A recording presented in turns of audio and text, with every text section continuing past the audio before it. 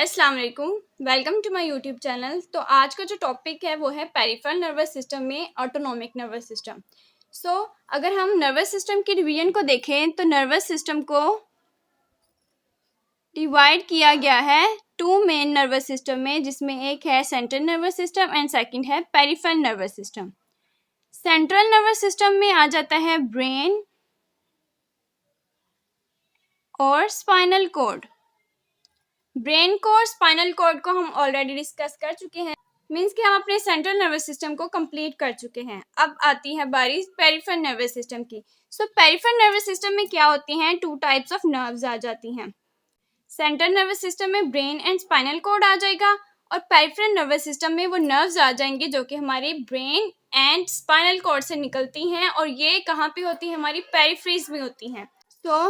Two types of nerves होती हैं, एक होती हैं मोटर नर्व्स और दूसरी हैं सेंसरी नर्व्स। सेंसरी नर्व्स को हम एफेरेंट नर्व्स कहते हैं और मोटर नर्व्स को हम इफेरेंट नर्व्स कहते हैं। सेंसरी नर्व्स वो होंगी जो हमारी बॉडी से ब्रेन तक सिग्नल लेके जाएगी या किसी स्टिमुलस को लेके जाएगी जो उसने सेंस किया होगा, और वहाँ ब्रेन में जब प्रोसेसिंग होगी उसके बाद हमारी जो मोटर नर्व्स जो होती हैं वो उस सिग्नल को हमारी बॉडी तक लेके आती हैं। तो अब मोटर नर्व्स जो हमारी पेरिफेरल नर्वस सिस्टम में होती हैं ये फिर फर्दर डिवाइड होके टू सिस्टम्स को बनाती हैं। एक है somatic nervous system and second है autonomic nervous system. Somatic nervous system क्या है, ये वो नर्वस सिस्टम है जो कि वॉलंटरी होता है, हमारे कॉन्शियस कंट्रोल में होता है। इसमें आ जाती है हमारी स्केलेटल मूवमेंट जो कि हमारी अपनी मर्जी से हो रही हैं। और सेकंड है ऑटोनॉमिक नर्वस सिस्टम, जैसे कि नेम शो कर रहा है कि ये वो वाला सिस्टम होगा जो कि हमारे अपने कॉन्शियस कंट्रोल में नहीं होगा, ऑटोमेटिसिटी होगी इसमें। The human nervous system consist of central nervous system and peripheral nervous system. तो central nervous system and peripheral nervous system से मिलके हमारा ह्यूमन नर्वस सिस्टम बना होता है। Central nervous system is composed of brain located in the cranial cavity and the spinal cord located in the vertebral cavity which serves as the main control center for all body activities. Main जो हमारा nervous system है जिसको हम central nervous system कह रहे हैं वो mainly brain and spinal cord से बना हुआ है। ब्रेन कहाँ पे होता है, स्कल में क्रेनियल कैविटी के अंदर होता है, एंड स्पाइनल कॉर्ड किस में होता है, वर्टिब्रल कैविटी में होता है। वर्टिब्रल कैविटी किधर है, हमारी बैक में बिल्कुल सेंटर में। वर्टिब्रल कॉलम जो है मेनली वहाँ पे हमारी वर्टिब्रल कैविटी होती है जिसके अंदर क्या होता है, स्पाइनल कॉर्ड होता है। और ये क्या करते हैं, ये दोनों मिलके क्या करते हैं, मेन कंट्रोल सेंटर के तौर पे एक्ट करते हैं जो कि हमारी बॉडी की हर चीज को कंट्रोल कर रहे हैं। कोई भी मूवमेंट हो रही है या हार्ट बीट, ब्रीदिंग, हर चीज जो है, हर चीज सिंपल से सिंपल चीज भी जो होती है वो किसने कंट्रोल की होती है, सेंट्रल नर्वस सिस्टम ने। Peripheral nervous system is composed of nerves derived from the brain and spinal cord, 12 pair of cranial nerves and 31 pair of spinal nerves, which serves as a linkage between the CNS and the body. Central nervous system तो brain and spinal cord से बना है, and अब बारी आ जाती है peripheral nervous system की। तो वो बना हुआ है उन नर्व्स से जो कि हमारे ब्रेन या स्पाइनल कोर्ड से ओरिजिनेट होती हैं, और ये नर्व्स हमारी पूरी बॉडी में फैली होती हैं। तो इसमें है 12 क्रेनियल नर्व्स। अब क्रेनियल नर्व्स वो होंगी जो हमारे ब्रेन से ओरिजिनेट होंगी, और नेक्स्ट है 31 स्पाइनल नर्व्स। अब स्पाइनल नर्व्स हमारे स्पाइनल कोर्ड से ओरिजिनेट होंगी। ये नर्व्स जो 12 क्रेनियल नर्व्स हैं, 31 स्पाइनल नर्व्स हैं, ये मेनली मिलके हमारे पेरिफेरल नर्वस सिस्टम को बना रही होती हैं। और ये नर्व्स क्या करती है, एज अ लिंकेज एक्ट करती है हमारी बॉडी एंड हमारे सेंट्रल नर्वस सिस्टम के दरमियान में।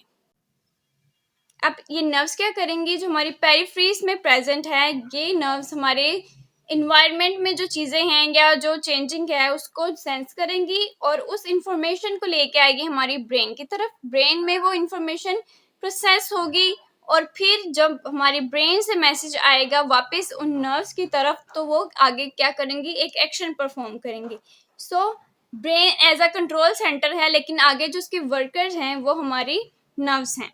Peripheral nervous system can be subdivided into sensory nerves and motor nerves. Sensory nerves sends nerve impulses from body to CNS.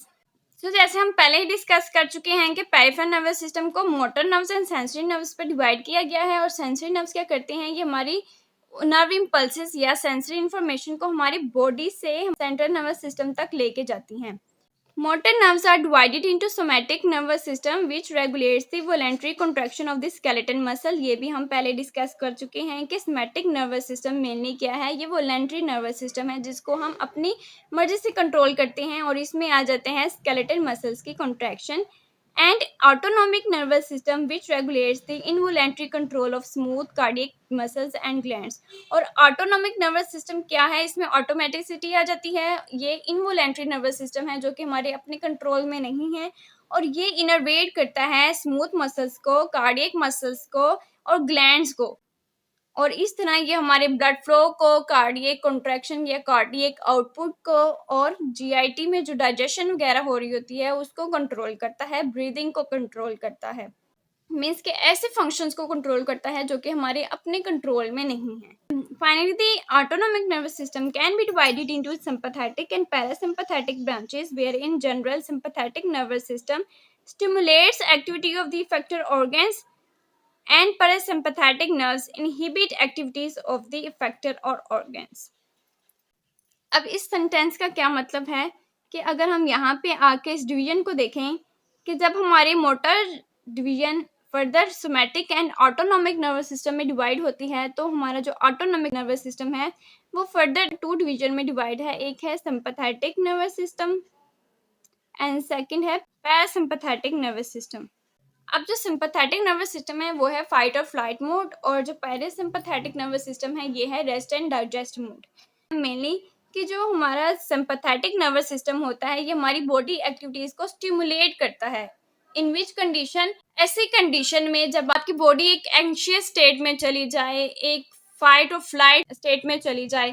For example, आप एक park में गए हैं और वहां पे आप अपने इन्वायरमेंट को इंजॉय कर रहे हैं, और सडनली आपने ऐसी कोई चीज देख ली है कि आपकी पूरी जो बॉडी है वो अलर्ट हो गई है। अब वो चीज या तो सांप हो सकती है या फिर कोई डॉग हो सकता है, कोई भी चीज जिससे आप डरते हो, तो इससे क्या होगा कि आपकी जो बॉडी है वो चली जाएगी फाइट एंड फ्लाइट मोड में। मतलब कि जो सिंपैथेटिक नर्वस सिस्टम है वो ऑन हो जाएगा। तो वो क्या करता है, या तो आपकी बॉडी को फाइट के लिए प्रिपेयर करेगा या फ्लाइट के लिए प्रिपेयर करेगा। अब ये आपकी अपनी बॉडी के मुताबिक होता है, या आपकी अपनी हिम्मत के मुताबिक होता है कि या तो आप उस टाइम पे फाइट करेंगे उन चीजों से कि उनको कैसे भगाया जाए, या फिर आप खुद ही भाग जाएंगे।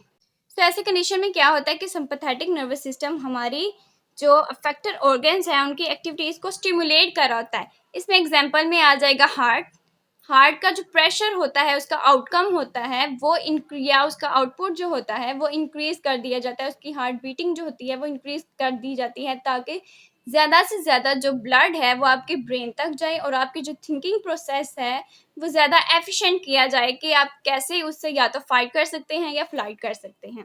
और सेकेंड, कि ब्रोंकोडाइलेशन हो जाती है ताकि ज़्यादा से ज़्यादा ऑक्सीजन आपके ब्रेन को पहुंच सके, आपके जो स्केलेटन मसल्स हैं उन तक भी ज़्यादा से ज़्यादा ऑक्सीजन एंड ब्लड को पहुंचाया जाए, ताकि वो आपको रनिंग के लिए या कोई भी ऐसा एक्शन है जो उस टाइम आपने परफॉर्म करना है उसके लिए रेडी कर सके।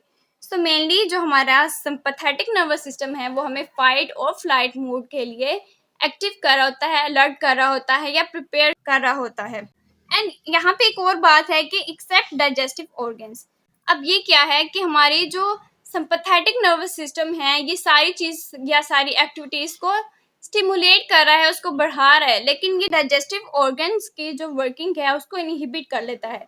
बिकॉज उस टाइम जब आप फाइट और फ्लाइट मोड में होते हो उस टाइम आपको अपने डाइजेशन या अपनी भूख की कोई परवाह नहीं होती। उस वक्त आपकी बॉडी या आपके ब्रेन का सिर्फ एक ही फोकस होता है कि आपको उस सिचुएशन से कैसे निकाला जाए। इसमें क्या होता है कि आपकी जो गट मोटिलिटी होती है वो भी इनहिबिट हो जाती है। इस तरह जो डाइजेशन का ये सारा जो प्रोसेस होता है वो इनहिबिट कर दिया जाता है ताकि आपकी जो एनर्जी है वो टोटल इस चीज पे लगाई जा सके कि आपका इस सिचुएशन से निकलना कैसे मुमकिन हो सकता है। एंड सेकेंड जो है वो है पैरासिम्पैथेटिक नर्वस सिस्टम, जिसको हम रेस्ट एंड डाइजेस्ट सिस्टम कह रहे हैं। ये मेनली क्या करता है, एज अ होम्योस्टेसिस एक्ट करता है कि जब आपकी बॉडी सिंपैथेटिक नर्वस सिस्टम में होती है उसके बाद उसको वापस से उसकी नॉर्मल कंडीशन में कैसे लाया जा सके, उसके लिए होता है हमारा पैरासिम्पैथेटिक नर्वस सिस्टम। सो इसमें क्या होता है, and parasympathetic nerves inhibit activities of the effector organs. Effector organs, अब ये उसकी एक्टिविटीज को इनहिबिट कर रहा है। फॉर एग्जांपल कि अगर हमारा जो हार्ट था उसका जो कार्डियक आउटपुट था वो बहुत ज्यादा इंक्रीज था, हार्ट बीटिंग बहुत ज्यादा इंक्रीज थी, जो नॉर्मली ऑल टाइम अगर हो तो आपकी बॉडी के लिए बहुत ज़्यादा हार्मफुल है। सो उसको नॉर्मल 72 से 80 तक हार्ट बीट पर मिनट तक लाने के लिए पैरासिम्पैथेटिक नर्वस सिस्टम का ऑन होना बहुत इंपॉर्टेंट है। मेनली क्या करता है, parasympathetic as a homeostatic act कर रहा है कि आपकी जो बॉडी जो एक हाई इमोशनल स्टेट में थी, एंग्शियस स्टेट में थी, उसको बैक टू काम स्टेट लाया जा सके। सो नेक्स्ट है comparison of somatic and autonomic nervous system. Somatic nervous system क्या था, voluntary nervous system, and autonomic nervous system था इनवॉलंटरी नर्वस सिस्टम। सो अब इसका कंपैरिजन किया जाएगा, लेकिन उससे पहले ये बात याद करना ज़रूरी है कि हमारे नर्वस सिस्टम में कोई भी नर्वस सिस्टम हो उसको किसने कंट्रोल किया है, नर्व सेल्स ने। और नर्व सेल्स क्या है, न्यूरॉन्स। सो ये है हमारे न्यूरॉन्स। तो कुछ भी हमारे सोमैटिक नर्वस सिस्टम में हो रहा है या ऑटोनॉमिक नर्वस सिस्टम में हो रहा है, पैरासिम्पैथेटिक नर्वस सिस्टम में हो रहा है, किसी भी टाइप ऑफ नर्वस सिस्टम में हो रहा है, वो हमारी नर्व सेल्स ही होंगे जो वो सारे फंक्शंस परफॉर्म करवा रहे होंगे। तो यहाँ पे भी नर्व सेल्स आ रहे हैं।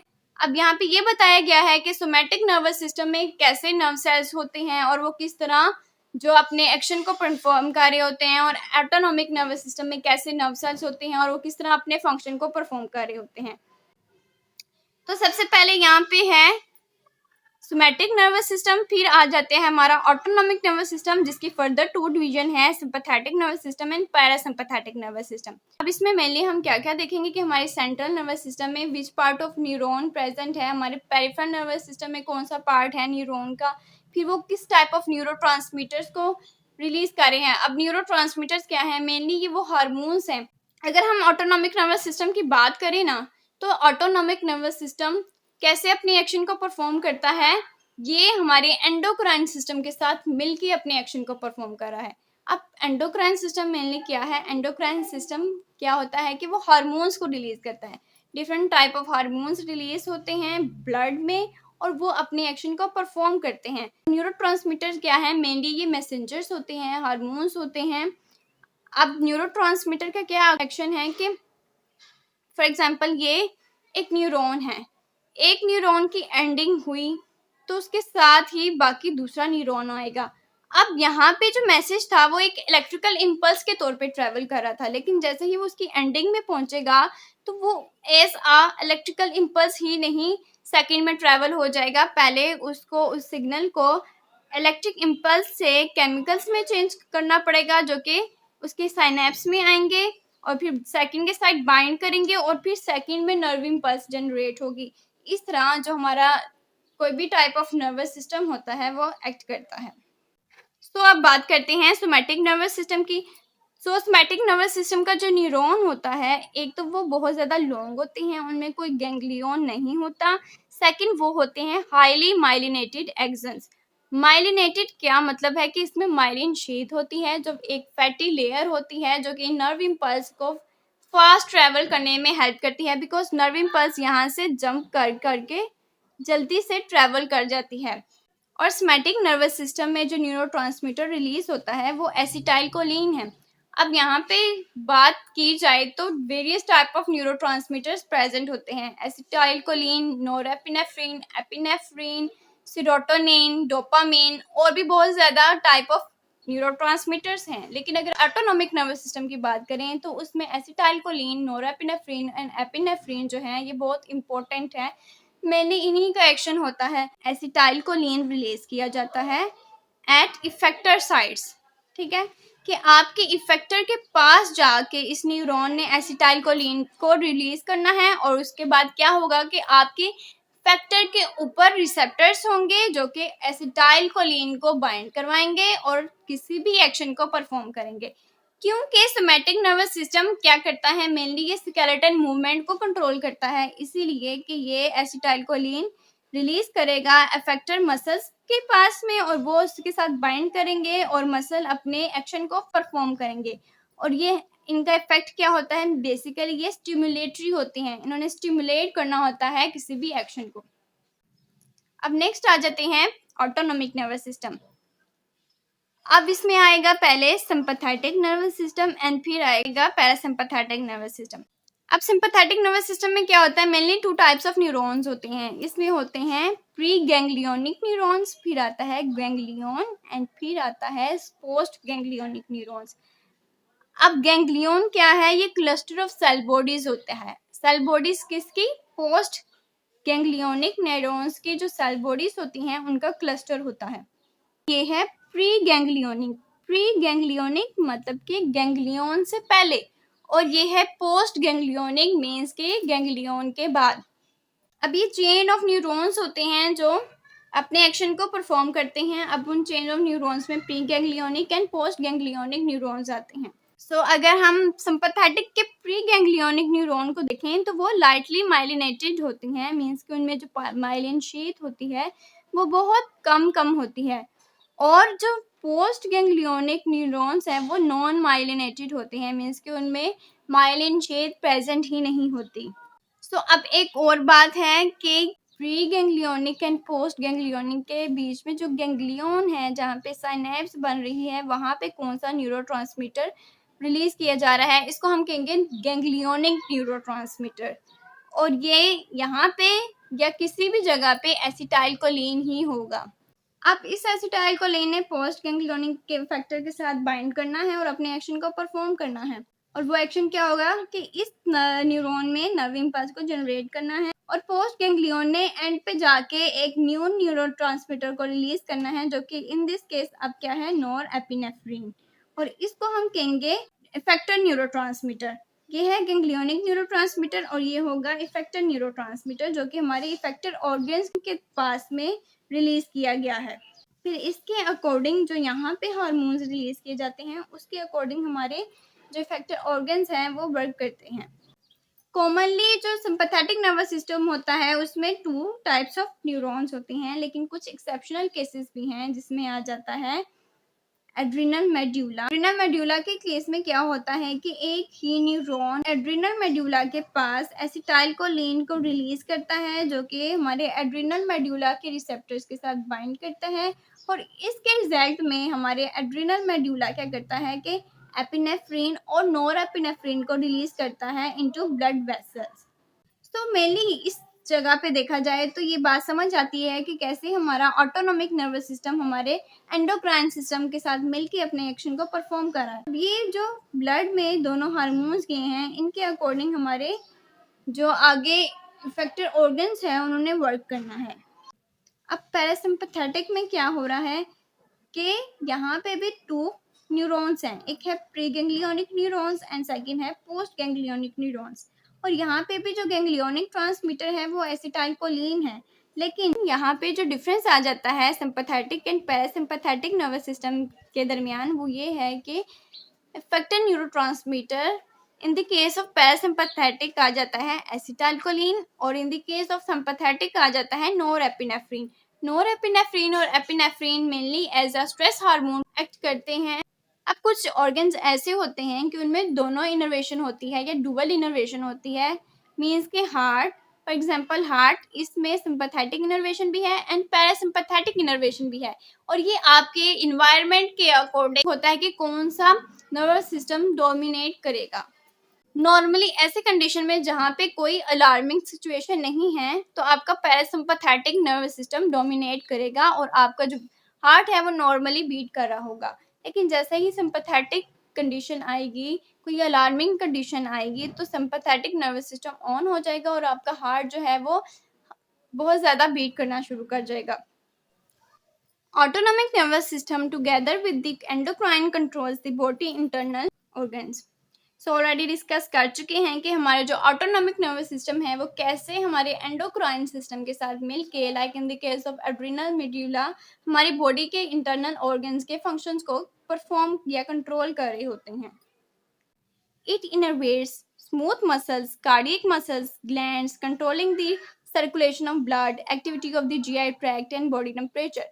So हमारे जो ऑटोनॉमिक नर्वस सिस्टम है वो हमारे स्मूथ मसल को इनर्वेट करते हैं, हमारे ग्लैंड्स को इनर्वेट करते हैं, हमारे कार्डियक मसल्स को इनर्वेट करते हैं। और इसकी वजह से, इसके रिजल्ट से क्या होता है कि स्मूथ मसल जो कि हमारे जीआई ट्रैक्ट में या कहीं पे भी प्रेजेंट हैं, उनके फंक्शन को भी कंट्रोल करेंगे। अब स्मूथ मसल हमारे जो जीआई ट्रैक्ट में प्रेजेंट हैं, उसकी वजह से ये हमारी डाइजेशन को कंट्रोल कर रहे हैं। स्मूथ मसल जो हमारे लंग्स में प्रेजेंट है, उसकी वजह से हमारी ब्रीदिंग को कंट्रोल कर रहे हैं। कार्डियक मसल जो हमारे हार्ट में प्रेजेंट है, उसकी वजह से हमारी हार्ट आउटपुट को कंट्रोल कर रहे हैं।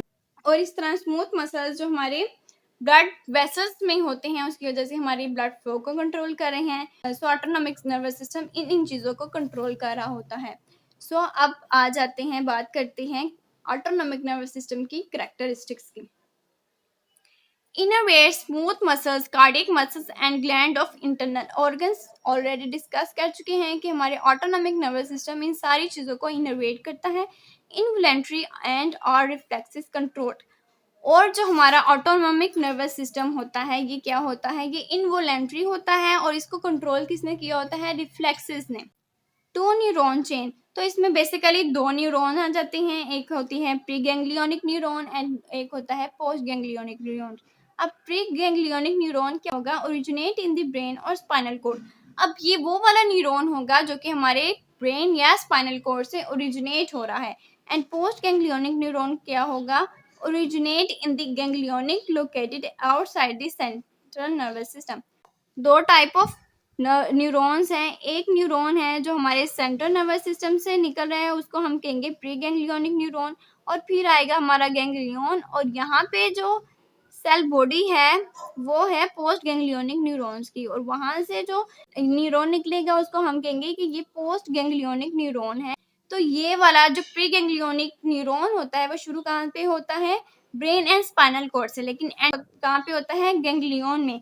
और जो पोस्ट है वो शुरू गैंग्लियन में होता है, लेकिन एंड वो हमारे इफेक्टिव ऑर्गन के पास होता है।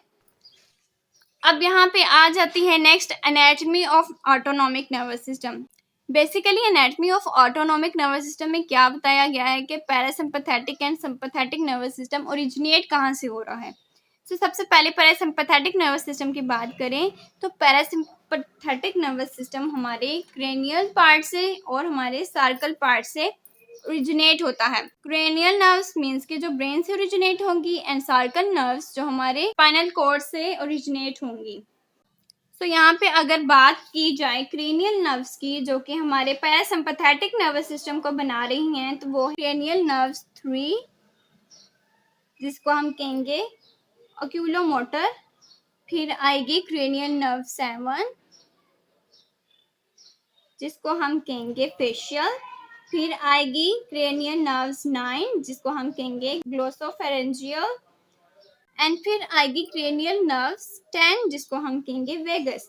अब जो ये क्रेनियल नर्व्स 10 है, ये हमारे पैरासिम्पैथेटिक नर्वस सिस्टम के 90% जो प्री गैंग्लियोनिक फाइबर्स हैं उनको बनाती हैं, और ये कवर करते हैं हमारी थोरैकिक एंड एब्डोमिनल कैविटी में जितने भी ऑर्गन्स हैं उनको। और सर्कल में लास्ट कौन सी आ जाएंगी, S2 और S4। अब सिंपैथेटिक नर्वस सिस्टम को हम क्या कहते हैं, थोरैकोलम्बर नर्वस सिस्टम, बिकॉज कि ये हमारे स्पाइनल कॉर्ड की थोरैकोलम्बर रीजन से ओरिजिनेट होता है, और इसमें आ जाती हैं T1 से L2 तक या L1 तक जितने भी स्पाइनल नर्व्स हैं वो मिल के हमारे सिंपैथेटिक नर्वस सिस्टम को ओरिजिनेट करती हैं, उसको बनाती हैं। और यहाँ पे हम उसके एनाटॉमी की बात कर रहे हैं, तो यहाँ पे एक और चीज़ देख लेते हैं, और वो ये है कि यहाँ पे जैसे ये शो किया गया है कि ये जो डार्क लाइन है ये प्री गैंग्लियोनिक न्यूरॉन है, ये गैंग्लियन है, और फिर आता है पोस्ट गैंग्लियोनिक न्यूरॉन। अब इधर एक चीज़ जो गौर करने वाली है वो है हमारे pre ganglion and post ganglion की लेंथ। पैरासिम्पैथेटिक नर्वस सिस्टम के जो प्री गैंग्लियन होते हैं, जो ब्रेन से ओरिजिनेट होते हैं या स्पाइनल कॉर्ड से या कह ले के सेंट्रल नर्वस सिस्टम से ओरिजिनेट होते हैं, वो क्या होते हैं, वो लॉन्ग होते हैं, जिसकी वजह से जो गैंग्लियन है वो हमारे अफेक्टिव ऑर्गन के पास होता है। और इसके जो पोस्ट गैंग्लियन होते हैं वो बहुत ज़्यादा शॉर्ट होते हैं। और इसके अलावा अगर हम सिंपैथेटिक नर्वस सिस्टम की बात करें तो इसके जो प्री गैंग्लियन होते हैं वो बहुत ज़्यादा शॉर्ट होते हैं, जिसकी वजह से जो गैंग्लियन है वो सेंट्रल नर्वस सिस्टम के पास होता है, और इसके जो पोस्ट गैंग्लियन होते हैं वो लंबे होते हैं या लॉन्ग होते हैं। जैसे कि यहाँ पे भी बताया गया है कि ये प्री गैंग्लियन था हमारा सिंपैथेटिक नर्वस सिस्टम में, वो क्या था, शॉर्ट था, और उसका जो पोस्ट था वो लंबा था, जिसकी वजह से जो गैंग्लियन होगा वो हमारे सेंट्रल नर्वस सिस्टम के पास होगा। लेकिन अगर हम पैरासिम्पैथेटिक नर्वस सिस्टम की बात करें तो इसका जो प्री है वो बहुत लंबा है, और जो पोस्ट है वो बहुत छोटा है, जिसकी वजह से जो गैंग्लियन है वो हमारे इफेक्टिव ऑर्गन्स जो है उनके पास होगा। सो यहाँ तक एंड होती है ऑटोनॉमिक नर्वस सिस्टम की ब्रीफली डिस्कशन, जिसमें हमने ऊपर से देखा है कि ऑटोनॉमिक नर्वस सिस्टम में सिंपैथेटिक नर्वस सिस्टम है और पैरासिम्पैथेटिक नर्वस सिस्टम है, और इनका क्या फंक्शन है और इनकी क्या एनाटमी है। अब प्रॉपर्ली जो सिंपैथेटिक एंड पैरासिम्पैथेटिक का कंपैरिजन है वो इंशाल्लाह हम नेक्स्ट वीडियो में देखेंगे। अंटिल देन अल्लाह हाफिज़।